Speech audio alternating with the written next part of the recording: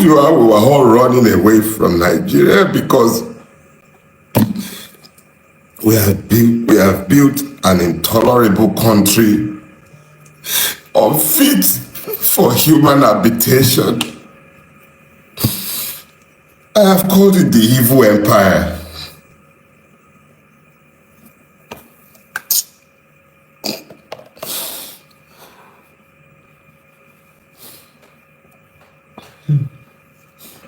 It's great to be back with you this morning.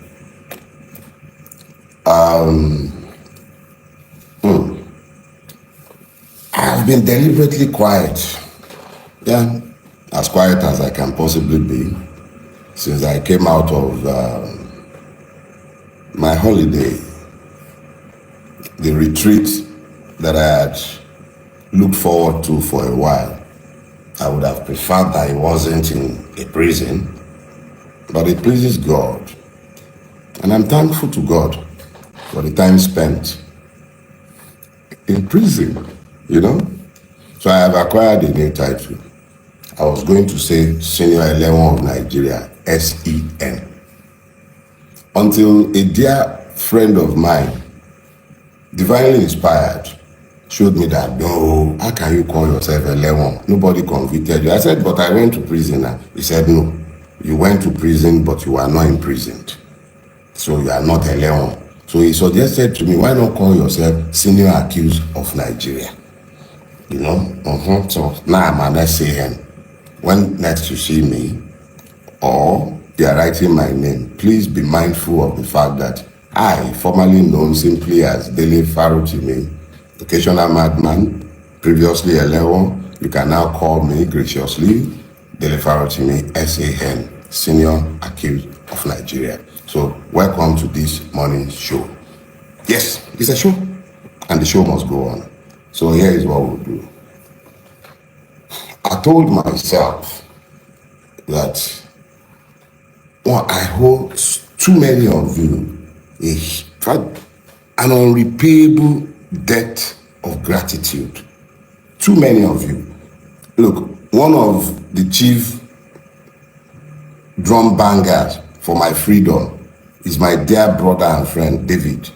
I spoke with David, I think, the day after I came out of my seclusion, and I promised him I was going to call him back that day, and I haven't managed to do so. And meanwhile, he was supposed to be telling me about several other people that I'm supposed to be calling because of everything so many of you did. Truth of the matter is, you are the best. Nigerians, fantastic human beings. You guys are the very best.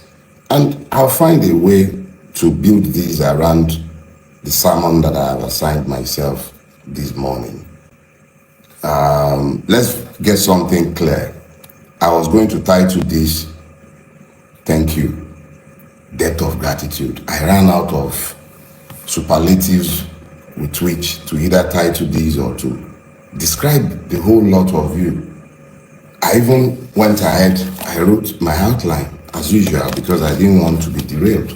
And I was convinced that this is what I was going to be speaking to this morning, although I eventually titled it The Road to Freedom. Is that what we called it? No, I can't really remember, but I believe that is what it was. Or is it The Walk to Freedom? Whatever. The key thing is, I had one message planned, and it was planned, I believe, with my own carnality, and I'm as carnal as any one of you. I'm completely human with all of my hybrises and everything, and I've had 21 days to prepare for what I believe will be the next stage in the battle, that in the war, because I knew that that stage had already been won. But let me quickly say this. Thank you. I thank you. I thank each and every one of you. I am deeply, deeply grateful for what you all did. The calls to my family, the amazing show of support. And it's easy for me to speak with specificity to certain persons. I could say, for instance, that Mr. Peter Obi came to the prison to see me. I should say and say thanks to him for that. And then there is my brother, Yele Showore. Not only did he call my family, like he called them, He mobilized the AAC and the Revolution Now movement behind the demand for my release. My legal team, led by Mr. Lumide Fusika, fantastic people. Then there is Professor Emiri. He lost his wife and he just lost his mother as well. In the midst of his grief, he found the grace to show up in court, argued my bail application before the Federal High Court in Ado Ekiti, even though I was only told the day before. I only informed them the day before. They all rushed to Ado Ekiti to ensure that I had legal representation. Fantastic human being. All kind of people, small and great, however you grade human being in your own reckoning, traditional rulers, sending chiefs. My hometown, I've spent more time in front of you guys than I have spent in my hometown. But the Owa of my town sent a delegation. Okay, everybody, the show of support across the entire strata of our society is humbling. It was humbling in the extreme. And I need all of you, whether I've mentioned, do I want to talk about Gigabyte in Ekiti, the Revolution Now coordinator in Ekiti, and his team, all kind of human beings that I can't even remember to mention their name as I speak with you. The Ado Ekiti prison practically became a tourist center. Big, small, everybody, people showed up. And I was being told constantly of the loud demands that you lot were making for my release. I appreciate you all. I appreciate you all. And I must say, in all humility, that you are the ones who came out of prison. It wasn't me. You came out of prison. You found your voices. You demanded that the right thing be done. Consistently, you made sure that I knew I wasn't walking alone. Your voices strengthened me because I heard you even beyond the walls of the prison. I heard you loud and clear. You left nobody in any doubt as to what you were demanding. It wasn't about Dele Farotimi, even though I was the one who bore your totem. It was essentially a demand by each and every one of you that the law must be allowed to rule in the situation. Now, let me be very clear. I retired from the practice of law when I turned 50. My next birthday, I'll be 57. I'm no longer a young man. I practiced that law conscientiously for at least 2 decades. I am a lawyer, not just because I was trained as one, but because I am by nature one. I'm a Yoruba man. In my culture, it says, Ejola Ako, Baba Enikan Ki Koja. I am not a fool. When the magistrate spoke, the learned magistrate was very specific in the order that he gave. And even though I did not believe at the time, and I still do not believe that there was any need for that order to have been made, what he said was clear.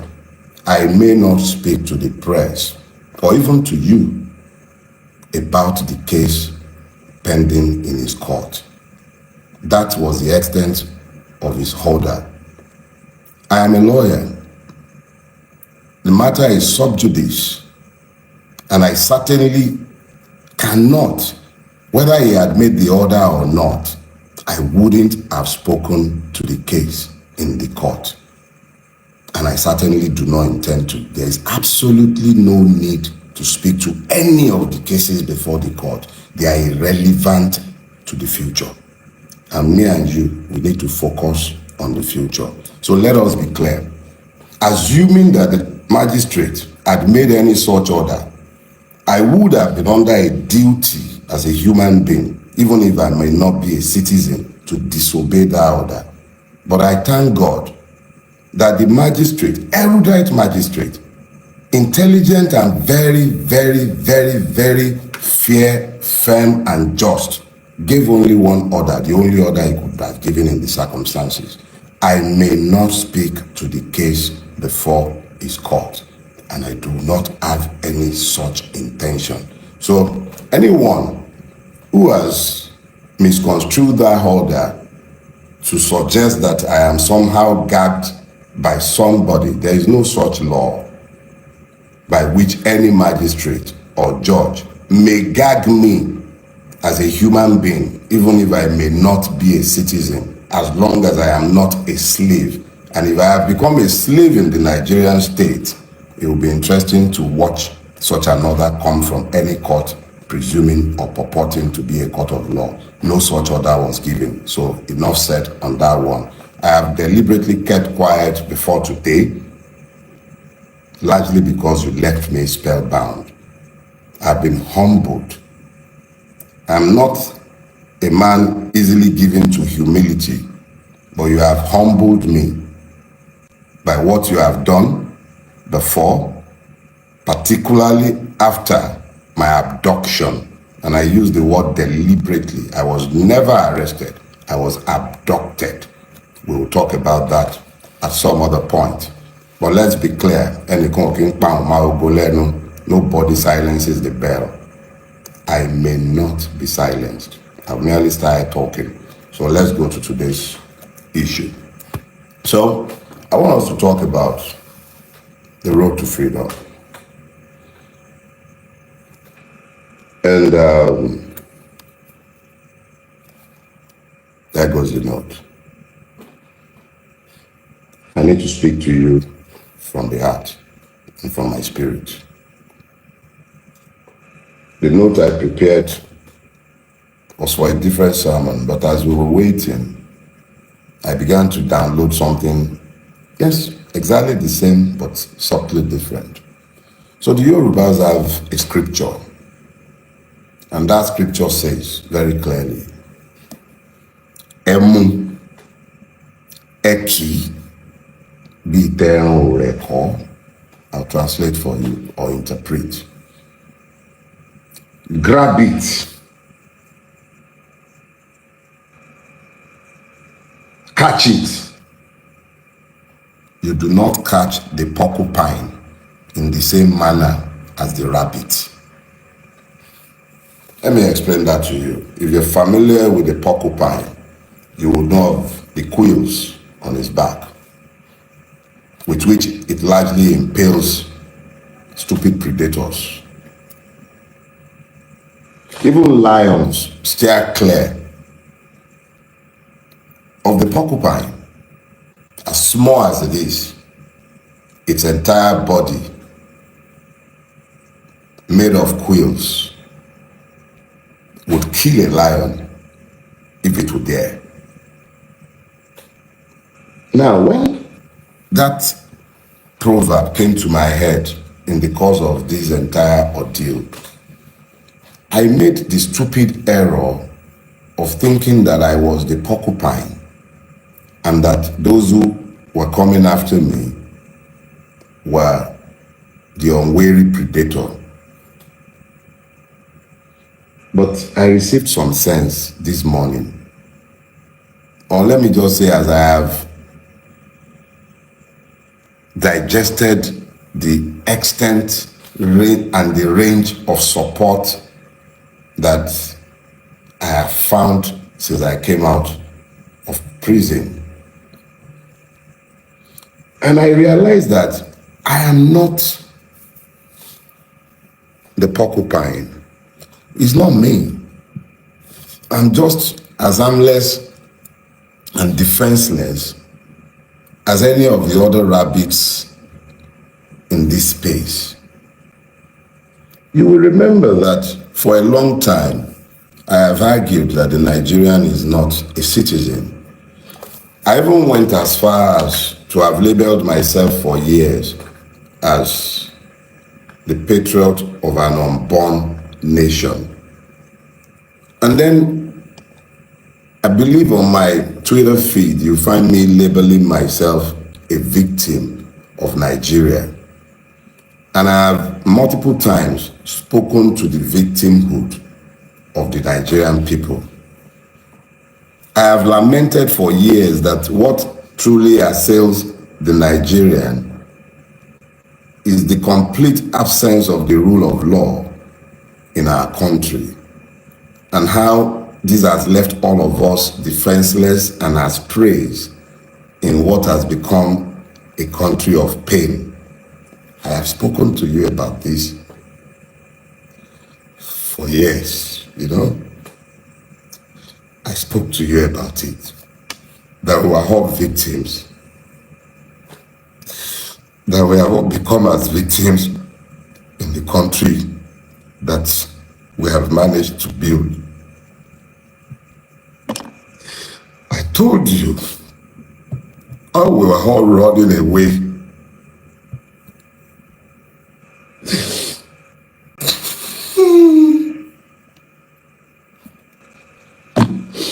I told you how we were all running away from Nigeria because we have built an intolerable country unfit for human habitation. I have called it the evil empire.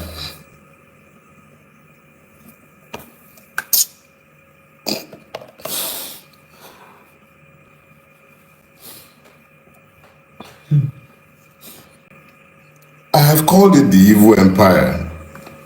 I've spoken to the fact that because of what we have all collectively tolerated, we have lost our country and we have become as slaves in the country that we have all built. And we are all to blame.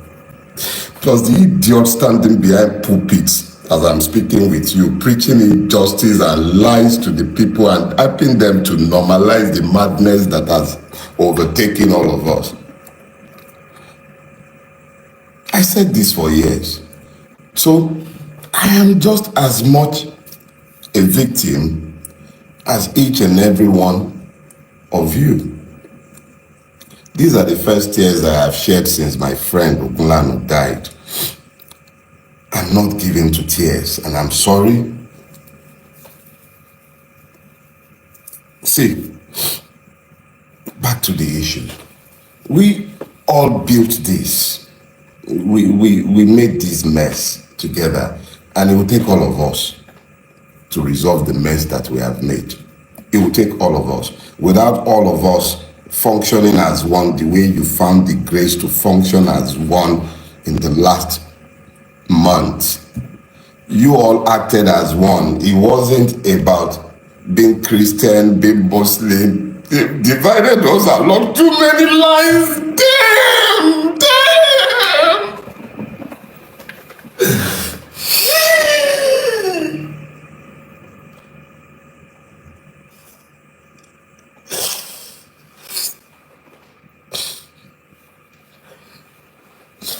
We stopped being human because we became Nigerians. They divided us and we fell for it. Because you wouldn't see me as a Yoruba man, you spoke for me. Because you wouldn't see me as a Christian, you spoke for me.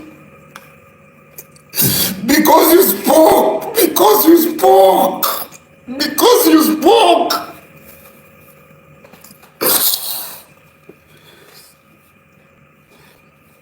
Because you spoke, Nigeria couldn't happen to me. Because you spoke. The only reason Nigeria couldn't happen to me is because you spoke. You spoke. That is why Nigeria couldn't happen to me. And yeah, Nigeria couldn't happen to me. Emu, Eki, Biteru Reko. You found your voices. I became you. And in our collective, you couldn't be silenced. And I could not be silenced. So it wasn't me that became the porcupine. It was you, the Nigerian citizens, that became the porcupine. So here is what we're going to do. First question I need you to ask yourself is this. How many of the people feeling the pains of the Nigerian state in detention or in prison deserve to be where they are? There's multiple people that I met in prison, and I will yet speak to my prison experience, but I assure you, I didn't shed a single tear. I was happy for the free accommodation. I didn't like the food and I didn't have to eat it. So I'm not talking about me in some pity form. I went to prison and I view it as a finishing school. It showed me exactly how ugly our country is.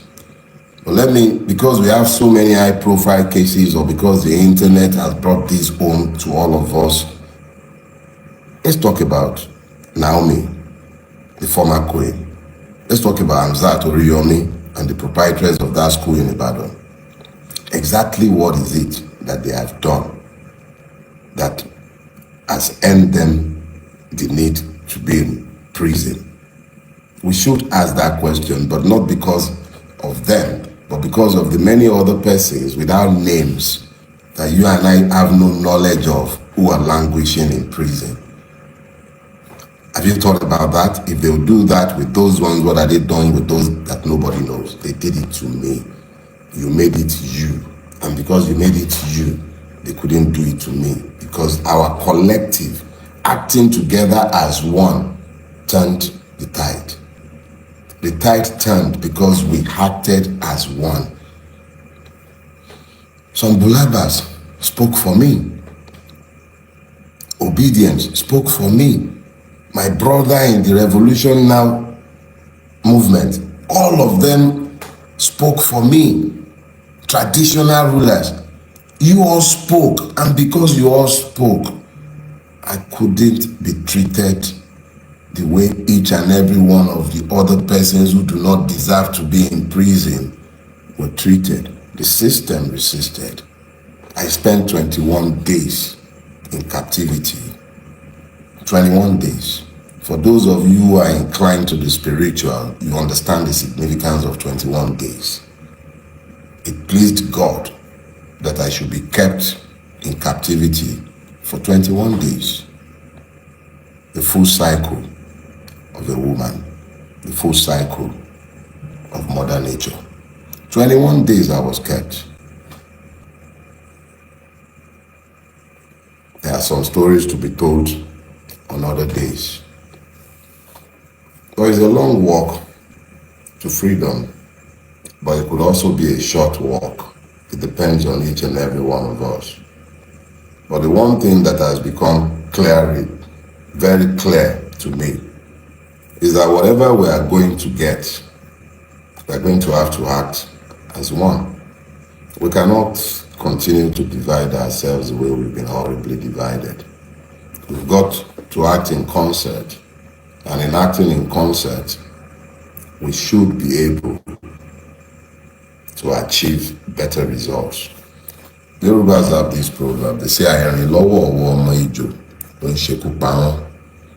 It simply means that if the reptiles, snakes, would act together in concert, then they would not die the way they die, since they rarely ever walk in pairs. We are the ones who have divided ourselves. My current travels, no, not travels, there is no traveling anything. Let me just say my current experiences or my past experiences, in my own candid opinion, highlights the need why we all have to act in concert.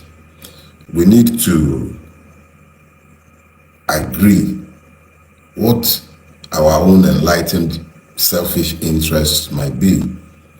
And I assure you, there are multiple interests, because there is nothing that afflicts one part of this country that does not afflict the other. There is nothing that afflicts me that I didn't see afflicting multiple others that I saw in prison. And I know of multiple cases on a day-to-day basis in Nigeria where the totality of the flaw or the completion of everything is found in the knowledge that the Nigerian is not a citizen. The struggle ahead of us is the one where we must demand to be citizens. Those of you who desire separate homelands, you are only going to get that when you become citizens. Unfortunately or fortunately for all of us, we are trapped in this monstrosity that is called Nigeria. If we are going to ever come out of the monstrosity, whether that be as different nations or whether that be as one, it would be because we found the courage to become citizens in the space we are occupying today, forget the contrived differences between us, and then ensure that as citizens, we exercise our free sovereign will to do with Nigeria, our home country today, as we care. So those of you who desire Odua Republic or you're desiring Biafra, that's fine. But let's first of all become citizens here. And then we may, as citizens, exercising our sovereign will, have referendums where you can decide democratically, if these homelands should be created. That should be our clear thoughts right now, how to become citizens. You do not become citizens in a place unruled by law. So the struggle ahead of us is to insist on the rule of law in the country in which we live. There are many struggles ahead. I will be seeking legal reliefs and redress against everyone involved in my abduction. I shall be defending each and every one of the many suits, civil and criminal, that have been filed against me rigorously. When we are done, I shall myself be writing petitions to the LPDC, looking to ensure that some lawyers do not ever practice law in this country again. Let us be clear.